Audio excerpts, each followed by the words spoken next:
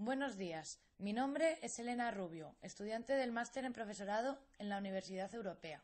Voy a realizar una entrevista a una docente innovadora para abordar el tema de la innovación en el ámbito educacional.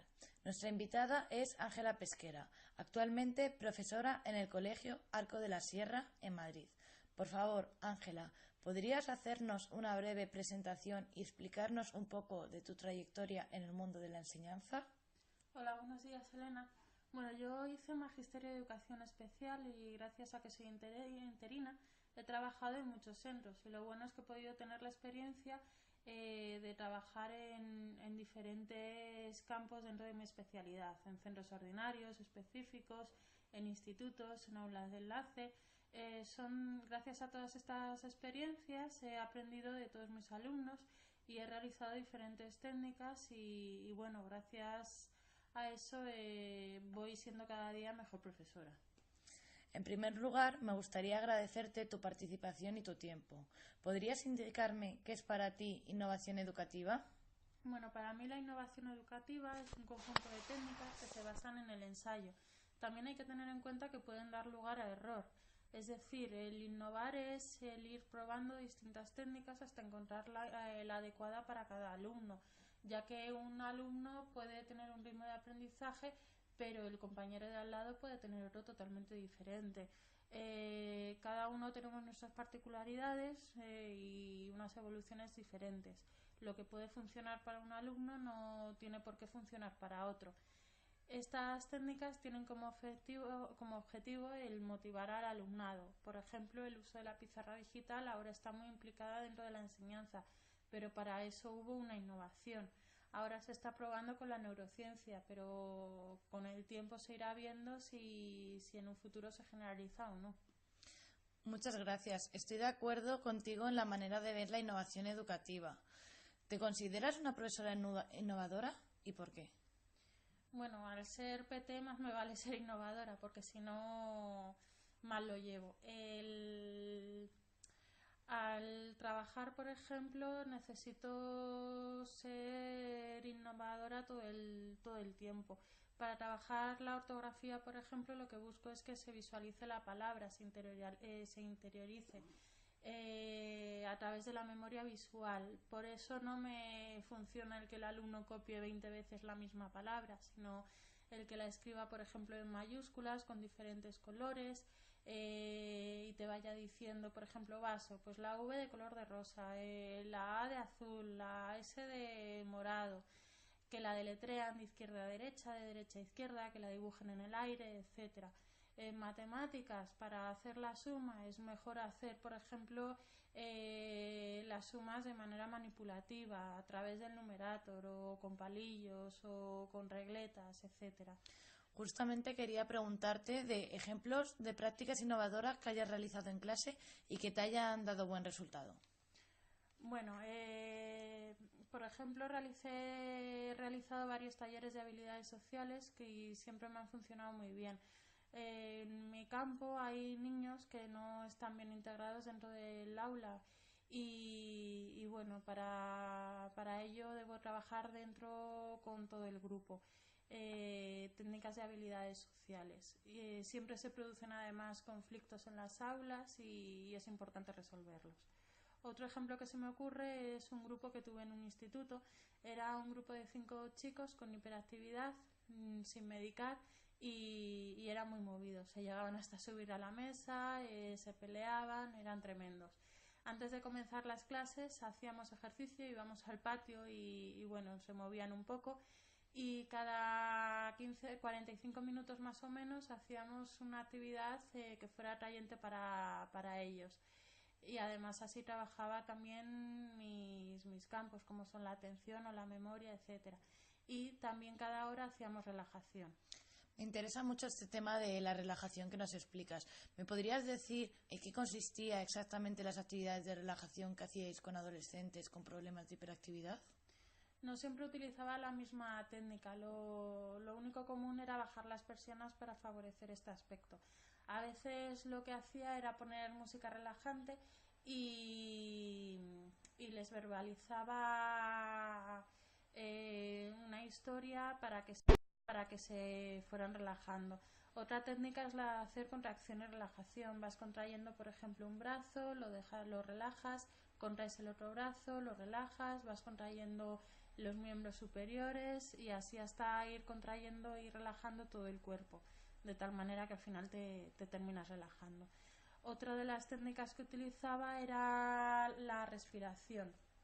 Utilizaba un platillo y él emitía un sonido más o menos de unos 5 segundos, perdón, de tal manera que una respiración durara el tiempo de ese sonido. Al principio, de hecho, había veces que llegaban a hacer 15 respiraciones en ese tiempo, empezaban a hiperventilarse y solamente deberían de hacer una, por lo que poco a poco fuimos aprendiendo todo. ¿Y cuál era el resultado que encontrabas después de estos ejercicios de relajación? ¿Notabas cambios en su conducta? Pues donde más lo noté fue en la atención y en la concentración. De hecho, cuando quería explicar cosas nuevas, lo hacía siempre después de la relajación. Y sí que lo notaba. Estaban centrados unos 10-15 minutos. ¿Crees que la innovación va unida a la calidad? Siempre. El profesor que no innova no va a conseguir grandes logros. Es una manera de conseguir atraerles. Por ejemplo, la última vez en clase teníamos que aprender la regla de Kakoku Keki, Zazozu Ceci. Para ello utilizamos el juego del barco pirata. Había un compañero que era el capitán del barco y su ayudante, que era el loro. Entonces tenían que ir escribiendo los tesoros que iban encontrando. Y los tesoros los tenían los alumnos de la clase. Entonces los alumnos tenían que ir diciendo palabras que llevaran Kakoku Keki o Zazozu Ceci y el capitán y el ayudante los tenían que ir escribiendo en el barco. Y se tenían que ir autocorrigiendo entre ellos. Y además así pude trabajar también matemáticas, por ejemplo, ya que cada premio pues tenía un valor de una moneda o de dos y así fui trabajando tanto la tabla del 2 como la suma. ¿Podrías darme algún ejemplo de prácticas innovadoras que se realizasen en alguno de los centros donde has trabajado? Bueno, actualmente estoy en el cole en el que estoy ahora, se está realizando un proyecto de neurociencias aplicada a la educación. De momento es un proyecto de investigación y no se sabe por dónde va a desembocar.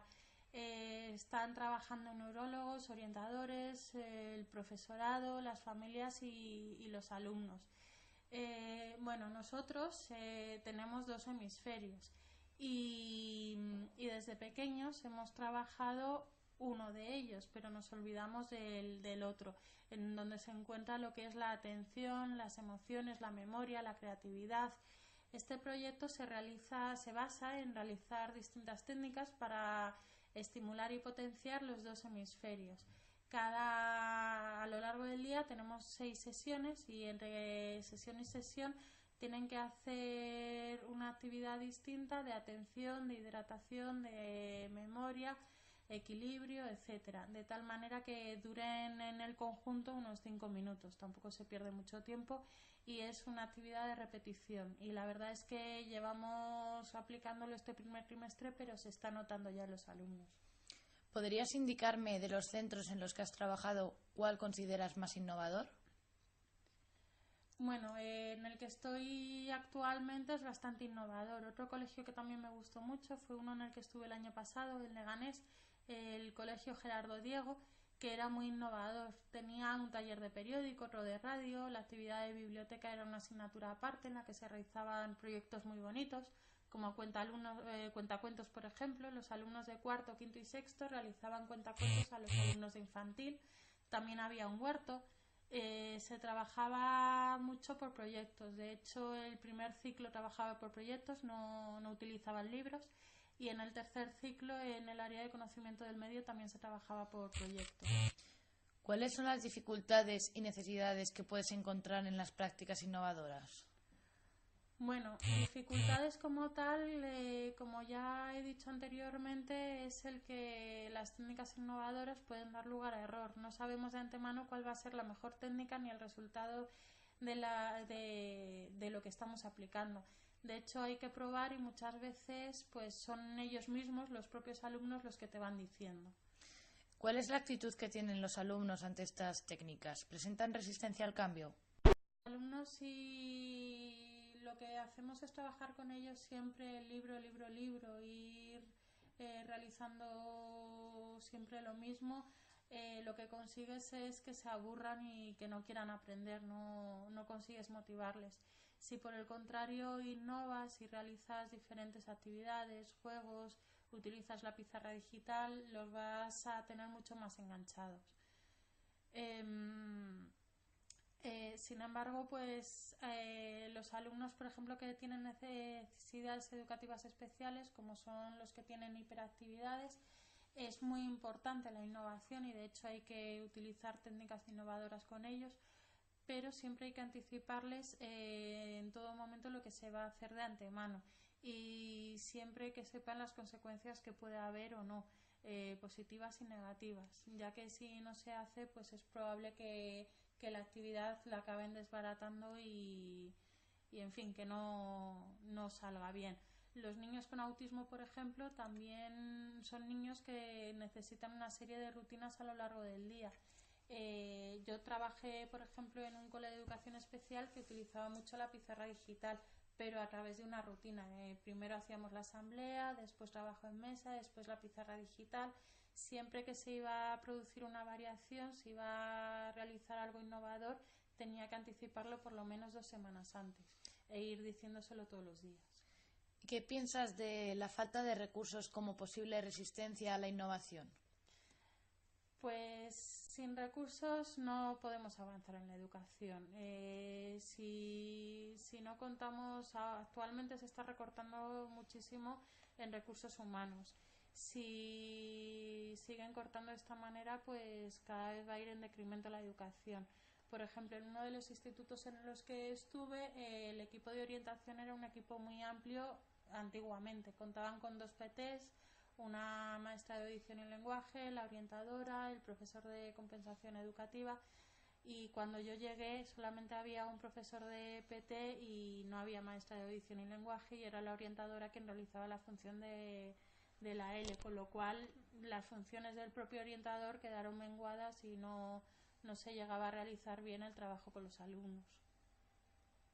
¿Cuál es la actitud que has visto en alguno de tus compañeros respecto a este tipo de prácticas? Bueno, en general normalmente sí que me apoyan. A mí me gusta trabajar de una manera determinada, me gusta trabajar dentro del aula porque considero que es la mejor manera de integrar a los niños con necesidades y no todos los profes suelen estar de acuerdo con esta idea. Y en este cole la verdad es que sí que me lo están facilitando. Hay otras veces que me he encontrado más problemas, pero bueno, poco a poco, sabiendo lidiar, llego a mi empeño.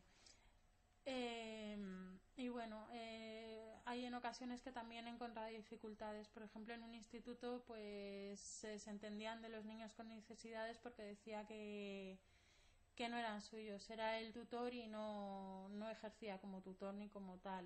Intenté quedar varias veces con él para preparar una reunión con unos padres que teníamos, pero me dio plantón varias veces y acabé abordándole en el pasillo. ¿Cuál es el papel del equipo directivo en los centros de innovación? Pues muchos proyectos surgen directamente desde el equipo directivo. Innovar no es solamente tarea de los profesores, que también, pero el equipo directivo debe de estar implicado. ¿Esta iniciativa puede venir del profesorado entonces? Claro, viene del profesorado, del equipo directivo, incluso puede venir hasta de los padres. Al final es toda la comunidad educativa la que debe de implicarse en la educación. ¿Y cuál es la reacción de los alumnos ante una clase más innovadora?